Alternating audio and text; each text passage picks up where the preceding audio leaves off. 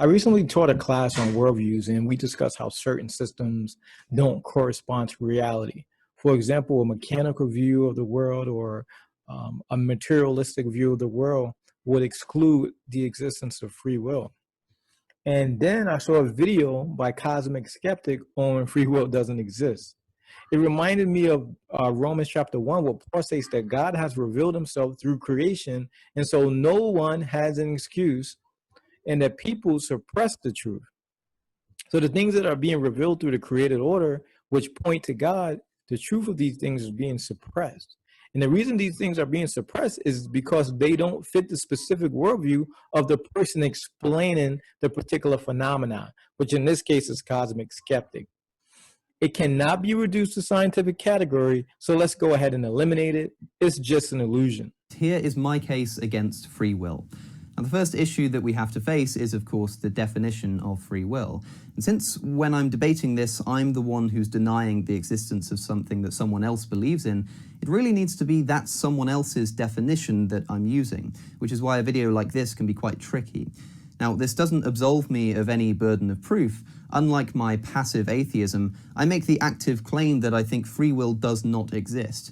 But I can only do this once I'm sure that we all mean the same thing by free will. So for ease's sake, I'll go with the most succinct and least controversial definition that I've been able to come up with, which is this.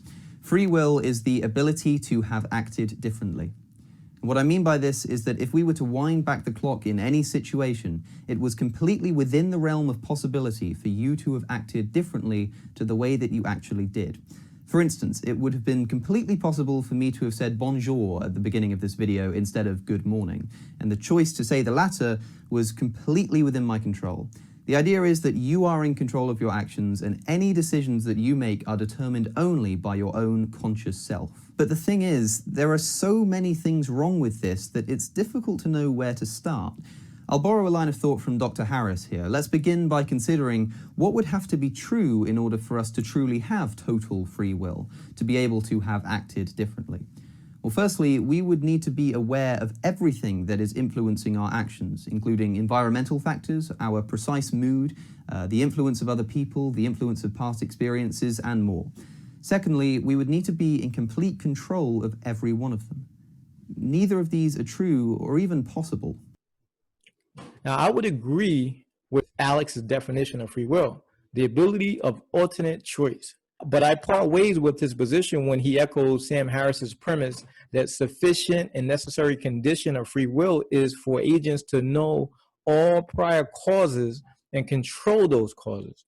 There are a number of issues with this position. First of which is the fact that it begs the question. Alex didn't unpack the idea behind this assertion or provide any evidence or argumentation. Sam Harris, in his book Free Will, which Alex references, intimated that the agent has to control all the factors that determine the thoughts and actions which lead up to the effect in question, which is the human action. But again, he didn't provide any evidence or cogent argumentation to substantiate his view either. So number one, they beg the question of the position. Second, a human action is an effect precipitated by a prior cause. When we're talking about free will, we're saying that the cause of that human action is a free will choice of that human. To say that the cause of the action wasn't free because there were prior causes in the causal chain different from the current cause is a non sequitur. To illustrate the issue, I'll call the last cause in the causal chain A. A is the cause of the human action. Now, what Alex is saying is that because there are previous causes other than A in the causal chain, therefore, A is not the cause of the last action. But this doesn't follow. A could represent any last cause in any causal chain. But it doesn't logically follow that because there are previous causes in the chain of events that the last cause doesn't stand. Further, let's suppose Alex and Harris are right? And that in order for an action to be free, the human will have to control all previous causes, meaning that the human is the cause of all previous actions, which means that there are no causes outside of that human agent. But this is absurd. Not only would this make the human agent an unmoved mover, but if you take this line of reasoning to its logical conclusion, it would necessitate that the human agent is self-caused. meaning that the agent would have to bring himself into being. This is logically incoherent. Being cannot come from non-being. And so this line of reasoning fails, because what they're saying is that in order for there to be human free will, humans would have to create themselves. You will only ever do anything in your entire life because you either want to or are forced to. That's it. No exceptions. And because of the fact that nobody seems to believe me on this point at first, I'll give you a common objection that I hear all the time. In fact, I recently spoke to ex-NFL player Arian Foster about free will on his podcast. Link again will be in the description once it's up. And he, playing devil's advocate, brought up the following. Consider exercise. Consider going to the gym. Most people don't want to go to the gym, but they do it anyway. Surely this is an example of someone doing something freely and not because they want to or because they're forced to. Not really. Because there has to be a reason for going to the gym. And for most people, and for Arian, it's something like to stay healthy, to stay in shape, to live longer, whatever it may be. So we have to ask again the same fundamental question. Why is the desire to stay healthy stronger than the desire to go to the gym? It just is. Or maybe it isn't, and some people stay at home and eat junk food instead. For these people, why is the desire to sit around or to eat junk food stronger than the desire to be healthy? It just is. Again, remember, you can't control the strengths or objects of your desires. It's they that control you. And if that doesn't unease you, repeat those words again to yourself until it does. So even when you don't want to do something but you do it anyway, this is only ever because of a stronger and equally uncontrollable desire to do something that requires you to do it. In other words, all of your actions really are controlled by your wants. And I really mean this. This is what really convinced me of the non-existence of free will. If you aren't convinced that everything you do is either because you want to or because you're forced to, please pause the video and just really think about this. I promise that any example you can think of has a hidden want lying behind it.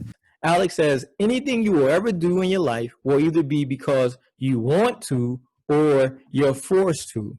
And to put force on the idea, he says, even if you don't want to do the thing directly, like going to the gym, there's an underlying or hidden want which supersedes the thing that is wanted.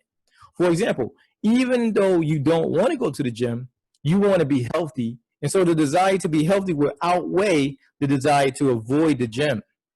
Now, there are a number of issues with this position as well. For one, it seems unfalsifiable. He says actions are determined by wants. But which wants are they determined by? We have all kinds of wants, and some wants conflict with other wants. Like, I want to eat chocolate cake, but I also want to stay on my diet. So which want wins out? Conveniently for his theory, it's the one that matches up to the behavior. But we can simply remove the word wants from his theory and replace it with fears. So anything you ever do in your life will either be because you fear not to do it or you're forced to do it. And if you say, well, I don't go to the gym out of fear, I could just say, well, you don't fear the gym, but you fear not being healthy, the same way that he's doing. And so from that standpoint, his view is explaining nothing. Let's say he's right for argument's sake. Anything I do is based on my wants. And if it's not a direct want, then an underlying want. That really doesn't answer the question of who decides which want to choose. For example, I can want to be healthy, but that doesn't mean I have to go to the gym at this time or this day. I can go another day. I can skip the gym. I can go swimming instead and use that exercise to stay healthy.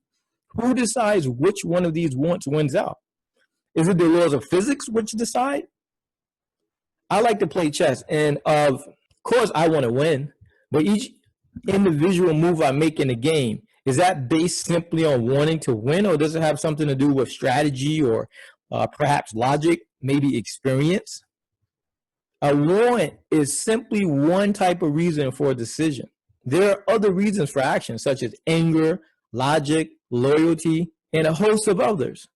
But none of these reasons choose themselves, and none of these reasons are sufficient and necessary causes of action, because reasons don't have power of choice. The human agent has to do the deciding. So Alex's attempt to reduce free will to reasons such as wants fell. So now, as promised, let's start putting this together. There are two reasons you will ever do anything, because you want to or because you're forced to. Of course, if you're forced to do something, then you're definitely not acting freely, and nobody would deny that. So that just leaves your wants. But, well, we've already concluded that you can't control your wants, so actions motivated by wants aren't really free either. So being forced to do something isn't free will, and wanting to do something isn't free will. But being forced or wanting to do something are the only reasons why you do anything. Hence, free will is conclusively an illusion. Finally, Alex says that we don't decide our wants, and since our actions are determined by our wants, therefore there is no free will. And this is something that Sam Harris alluded to in his book. This is more reductionism, where Harris and Alex is attempting to reduce the integrated human self to the conscious and the non-conscious. Here's a quote from Harris. The distinction between higher and lower systems in the brain offers no relief. I, as a conscious witness of my experience, no more initiate events in the prefrontal cortex than I cause my heart to beat. There will always be some delay between the first neurophysiological events that kindle my next conscious thought and the thought itself. And even if there weren't, even if all mental states were truly coincident with their underlying brain states, I cannot decide what I will think next or intend until a thought or intention arises. What will my next mental state be? I do not know. It just happens. Where is the freedom in that? So the idea behind this argument is that because the conscious self doesn't determine wants or even other thoughts, and because thoughts determine action, therefore actions are not free. But here we see that both Harris and Alex beg the question of their reductionism. The human is an integrated self and not divided between the conscious self and the non-conscious self. Language is a perfect example. As we talk or write, we do not have to consciously think through the alphabet or remember all the rules of the language we're using. The non-conscious part of our mental faculty is working alongside the conscious part as an integrated whole. The bottom line is that thoughts, including wants and desires, and prioritization of reasons happen at the level of the human. Harris, and to an extent, Alex attempt to reduce human thought to the non-conscious, fails to account for this integration of the whole human, and so their view fails to reflect reality. I like this quote from the book Objectivism, the philosophy of Ayn Rand. The determinist position amounts to the following. My mind does not automatically conform to facts, yet I have no choice about its course. I have no way to choose reality to be my guide as against subjective feelings, social pressures, or the falsification inherent in being only semi-conscious. If and when I distort the evidence through sloppiness or laziness, or place popularity above logic, or evade out of fear, or hide my evasions from myself under layers of rationalizations and lies, I have to do it, even if I realize at the time how badly I'm acting. Whatever the irrationalities that warp and invalidate my mind's conclusions on any issue, they are irresistible, like every event in my history, and could not have been otherwise. If such were the case, a man could not rely on his own judgment. He could claim nothing as objective knowledge, including the theory of determinism. And this is true because in order to reason, we have to decide to either focus or not focus our mind. We have to initiate the process of using logic because the process of reasoning is not automatic. It doesn't happen out of necessity. If that were the case, then we would all come to logical conclusions. We would make no logical mistakes, but this doesn't reflect reality. If determinism were true, we would not use reason at all. Our conclusions would be determined, and we would have no logical reason to believe that they were true, even determinism itself. The position undermines itself.